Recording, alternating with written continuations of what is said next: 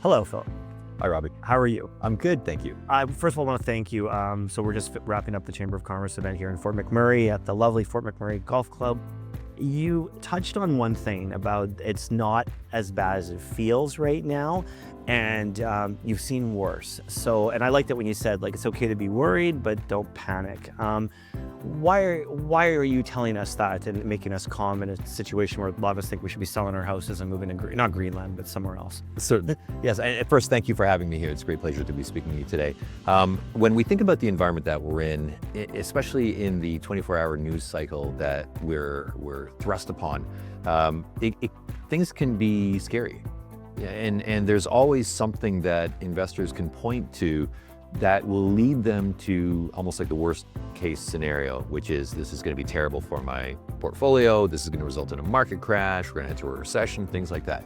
But that's not often the case. More often, we have disruptive events that happen at any time. We can point to the last 100 years. In any given year, you can point to something, a geopolitical event, a corporate event, anything like that, that will shock our confidence.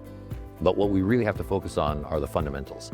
Have the fundamentals broken down in a way that's going to result in a destructive event, which means we're going to have a permanent loss of capital. Business fails, a bank fails, money just goes poof. Or is this a disruptive event that is going to create a lot of noise, might create some volatility in the market, but at the end of the day, it's business as usual and we'll move forward. One of the things that kind of shocked me when there was this whole talk about the 51st state, if Canada became the 54th state, we would be the fourth largest economy as a state. Is there something we can do as a country to boost our GDP? Yeah, it's a great observation. I think we can be much bigger.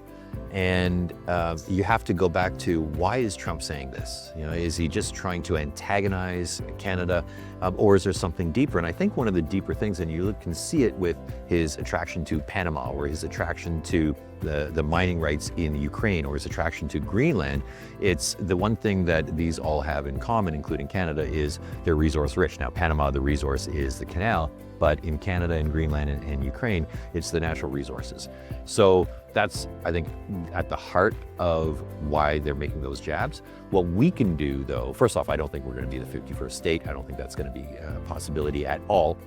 But what we can do is we can take advantage of that attraction and develop it ourselves. So we should be doing better than we are. We should be developing our resources more than we are. We should be opening up our economy to a greater degree, make it easier.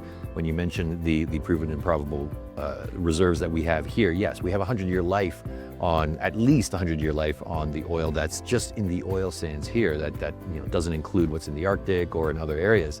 And then it's the mining. Whether it's rare earth metals or the copper or the gold or whatever it might be, there's opportunities for us to develop that and then upscale in terms of economy, not just be a raw resources developer and then ship it off somewhere else. Well, why don't we refine it here? Why don't we build something out of it here? And I think that's what we're going to see. This has been the wake-up call that we needed to help us help ourselves and advance our economy in a better way. How do we get our politicians of all stripes, particularly federally, to embrace Alberta's energy? I know that Alberta puts in more dollars for whichever we want to cut transfer payments and all that, we put more than anyone else. How do we work better together as a nation to develop those resources? Well, it's a good question. And I would say I've traveled across this country and what I hear is similar to what you're saying. So it's not necessarily that there's opposition from Ontario or there's opposition from BC or opposition from the East Coast. I think everyone is like-minded. The opposition has come at the government level. And I think it was just bad policy, bad advice. I think with the new government coming in, whichever new government it is, it's going to be a departure from the old policies. I think, again, what we're seeing out of the United States with Trump and his tariff tantrum, it's a wake-up call to say, look, we have the opportunity here to develop these resources.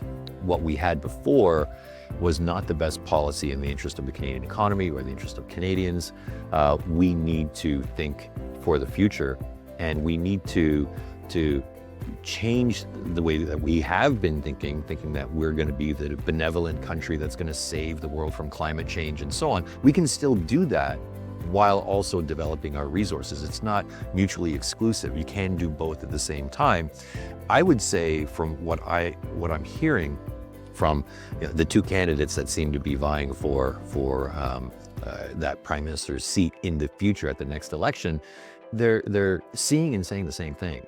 And they're hearing it as well from the chief economists at the large banks in Canada. They're all aligned with that.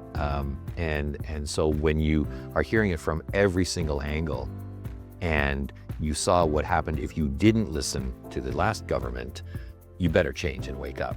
So this has been the wake-up call. I'm not a political analyst, but I believe that we are headed in the direction that you're leading to.